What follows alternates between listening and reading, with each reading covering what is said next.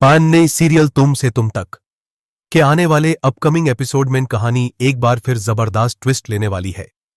जिस सुकून का इंतजार आर्यवर्धन और अनु की शादी के बाद सब कर रहे थे वो फिलहाल नजर नहीं आ रहा। शादी के बाद दोनों की जिंदगी आसान होने के बजाय हर गुजरते दिन के साथ और भी ज्यादा मुश्किल होती जा रही है। घर के अंदर चलने वाली साजिशों ने अनु की जिंदगी को एक नई आजमाइश में डाल दिया है।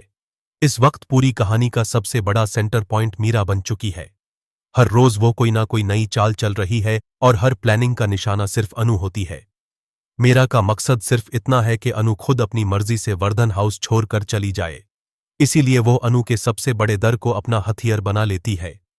मीरा को पता चल चुका है कि अनु को हर अष्टमी के करीब अजीब और खौफनाक ख्वाब आते हैं।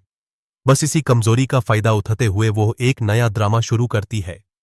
मीरा को लगता है कि अगर अनु को यह यकीन दिला दिया जाए कि राजनंदिनी की रूह उसे इस घर में बर्दाश्त नहीं कर रही तो अनु खुद ही आर्यवर्धन की जिंदगी से दूर हो जाएगी। इसी प्लानिंग के तहत रात होते ही घर का माहौल बिल्कुल बदल दिया जाता है। जैसे ही अनु को नींद आती है और उसके ख्वाबों में राजनंदिनी का सया नजर आना शुरू होता है वैसे ही घर के बाहर भी अजीबोगरीब वाक़ियात होने लगते हैं। कभी किसी के चलने की आवाज, कभी दरवाजे पर हल्की सी दस्तक, कभी अचानक किसी चीज का गिरना और कभी अंधेरे से आती हुई खामोश सी सरगोशी। यह सब कुछ सिर्फ अनु को डराने के लिए किया जा रहा होता है। एक लम्हा ऐसा भी आता है जब अनु को अचानक एक कंगन नजर आता है। वो हैरानी से इधर उधर देखती है और बार बार पूछती है कि कौन है, लेकिन उसके आसपास कोई भी मौजूद नहीं होता। अनु जितना सच जानने की कोशिश करती है उतनी ही ज्यादा उलझन में फंस जाती है। उसे लगने लगता है कि शायद वाकई कोई अनजानी ताकत उसके आसपास मौजूद है। सबसे ज्यादा परेशान करने वाली बात यह होती है कि अनु अब राजनंदिनी का नाम भी सुन चुकी होती है। उसे याद आता है कि उसने अपने ख्वाब में आर्यवर्धन को किसी औरत को राजनंदिनी कहकर पुकारते हुए सुना था।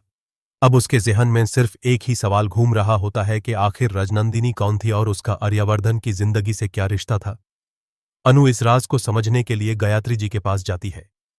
वो बहुत ही परेशान हालत में उनसे राजनंदिनी की तस्वीर मांगती है। अनु चाहती है कि वो उस चेहरे को देख सके जो रोज उसके ख्वाबों में नजर आता है, लेकिन यहां भी उससे कोई सीधा जवाब नहीं मिलता। हर जवाब के साथ नए सवाल खड़े हो जाते हैं। लगातार डर और परेशानी की वजह से अनु की हालत दिन ब दिन खराब होती जा रही है। उसकी आंखों से आंसू रुकने का नाम नहीं लेते।